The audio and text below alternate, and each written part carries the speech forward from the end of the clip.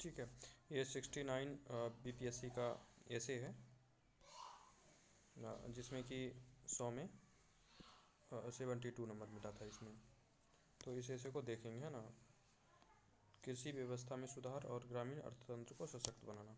चलिए, तो हमने लिखा था कि किसी व्यक्ति को एक दिन मछली खिलाने से अच्छा है उसे मछली पकड़ना सिखा दिया जाए। उपरोक्त पंक्ति मेजोनाइट्स स्पष्ट करना चाहते हैं कि एक दिन किसी को भोजन कराने से अच्छा है उसे कुशल बना दिया जाए। राइट। भारतीय जनगणना 2011 के अनुसार लगभग 70% जनसंख्या भारत के गांव में निवास करती है, जिसमें अधिकतर लोग कृषि कार्य में संलग्न है। कुल जनसंख्या लगभग 70%। ठीक है, ये हम लिखना चाह रहे थे। जीडीपी में मात्र 20% योगदान है जब कृषि। सवाल यह उठता है कि आज़ादी के 75 वर्ष बाद भी हम कृषि सुधार की बात क्यों कर रहे हैं। दूसरा क्वेश्चन, पहला प्रश्न था। दूसरा प्रश्न, ये प्रश्न के माध्यम से इस हिस्से को लिखे हम। दूसरा था कि क्या कृषि सुधार से ग्रामीण अर्थतंत्र को सशक्त बनाया जा सकता है। और इस निबंध में हम इन प्रश्नों के उत्तर को ढूंढने का प्रयास करेंगे। प्रथम प्रश्न पर विचार करें तो भारत 1757 तथा 1764 बक्सर के युद्ध के बाद अंग्रेजों का उपनिवेश बन गया और 1757 से 1947 तक ब्रिटिश अपनी भू राजस्व नीति से सोने की चिड़िया को भारत को कंगाली, भुखमरी, गरीबी की गर्त में ढकेल दिया, है ना। लेकिन आज़ादी के बाद भारत के प्रथम प्रधानमंत्री जवाहरलाल नेहरू ने कृषि सुधार संबंधी कई कार्य किए, जैसे जमींदारी उन्मूलन, प्रथम पंचवर्षीय योजना में कृषि को प्राथमिकता दिए, लक्ष्य आदि। एवं बढ़ते समय के अनुसार सभी सरकारों ने इस दिशा में कार्य करती रही। फिर भी चुनौतियां विद्यमान हैं। उत्पादन से पूर्व की समस्या देखें तो 90% किसान लघु सीमांत भूमि वाले हैं, जिससे तकनीकी का प्रयोग कृषि में महंगा पड़ जाता है ना। जब लघु और सीमांत रहेगा तो ऑब्वियसली महंगा पड़ जाएगा किसान। नाबार्ड की रिपोर्ट 2018 के अनुसार भारत में कृषि में मात्र 45% मशीनरी का प्रयोग होता है। तकनीकी के प्रयोग से अधिक प्रयोग करें तो उत्पादकता में 30% की वृद्धि तथा लागत में 20% की कमी आती है। इसलिए आवश्यकता है कि कोऑपरेटिव कृषि को बढ़ावा दिया जाए एवं अधिक से अधिक किसान उत्पादक समूह, जो एफपीओ की बात करते हैं, उसका गठन हो। वहीं आगे बीज की समस्या देखें तो बड़े बड़े कॉरपोरेट ऊंची कीमत वसूलते हैं। किसान अधिक उत्पादन प्राप्त करने के कारण अब पुराना बीज नहीं रखते हैं। हालांकि इस दिशा में बिहार सरकार बीज ग्राम योजना चला रही है, जैसे बेगूसराय में हीरा मोती गेहूँ बीज संरक्षण आदि। आज हम अमृत काल में आज हमार आज हम हाल ही में किसानों को पर्याप्त सिंचाई सुविधा नहीं है। कुल निवल बुआई क्षेत्र लगभग 44% पर सिंचाई उपलब्ध है। इसलिए मानसून भारतीय कृषि वही है, मानसून आधारित है। ठीक है, करने को मजबूर है भारतीय किसान। सरकार ने सिंचित क्षेत्र बढ़ाने हेतु विभिन्न प्रयास किए हैं, जैसे कि सौर पंप, कुसुम योजना, पर ड्रॉप मोर क्रॉप, ड्रिप सिंचाई, स्प्रिंकलर सिंचाई। वहीं बिहार में 7 निश्चय 2 के तहत हर घर खेत तक सिंचाई, डीजल अनुदान आदि को बढ़ावा दे रहा है। वहीं आगे उत्पादन के दौरान कृषि की स्थिति को देखें तो उर्वरक की मात्रा का ज़्यादा प्रयोग, विदेशी कीट, जलवायु परिवर्तन जैसे कई चुनौतियां हैं आज। सरकार ने इस दिशा में कई कदम उठाया है, जैसे प्रत्येक ब्लॉक में मृदा जांच केंद्र लगाया गया है।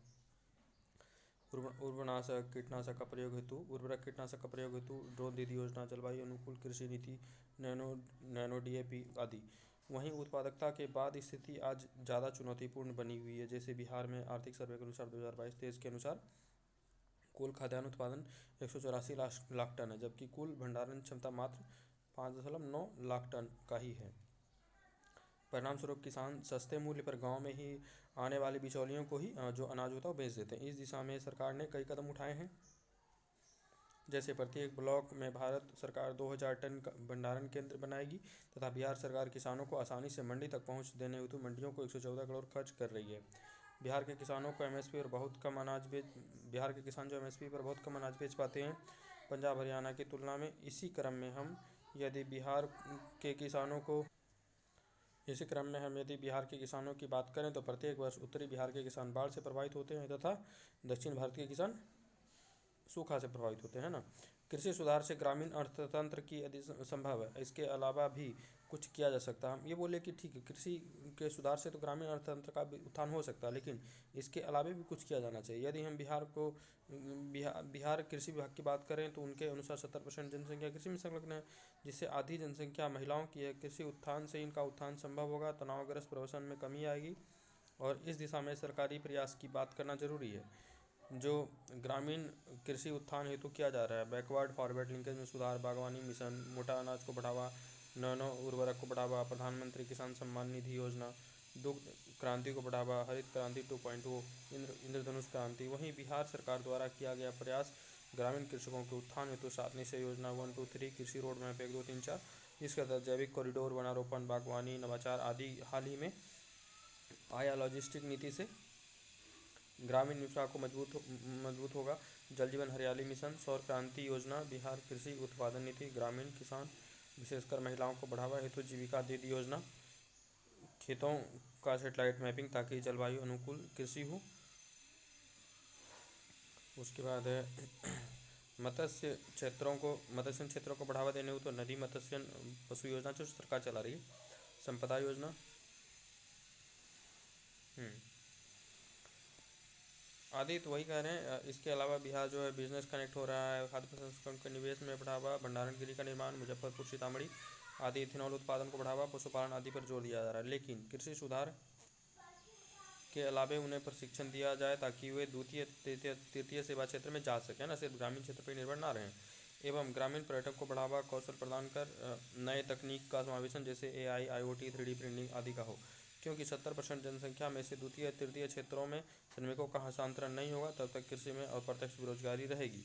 वर्ल्ड पॉपुलेशन रिपोर्ट के अनुसार 50 करोड़ भारतीय जनसंख्या 50 करोड़ भारतीय कौशल प्राप्त जनसंख्या है, उन्हें प्रशिक्षण दिया जाए जिससे इजराइल, जापान, अन्य विकसित देशों का सहयोग ले सकते हैं। जिसमें उपरोक्त किए गए चर्चा को यदि सटीकता से पालन हो, सरकारी योजनाओं का प्रभावी क्रियान्वयन किया जाए तो ग्रामीण विकास का उत्थान होगा और तभी भारत 2047 तक विकसित राष्ट्र बन सकता है एवं 2030 तक 2 ट्रिलियन निर्यात एवं 5 ट्रिलियन भारतीय अर्थव्यवस्था बन पाएंगे। गाँवों के उत्थान से गरीबी गांधी जी का सपना पूरा होगा, संविधान के उद्देश्यों की भी प्राप्ति होगी तथा हम एक समावेशी विश्व बना सकेंगे जो विश्व को भोजन प्राप्त करने में सक्षम होगा।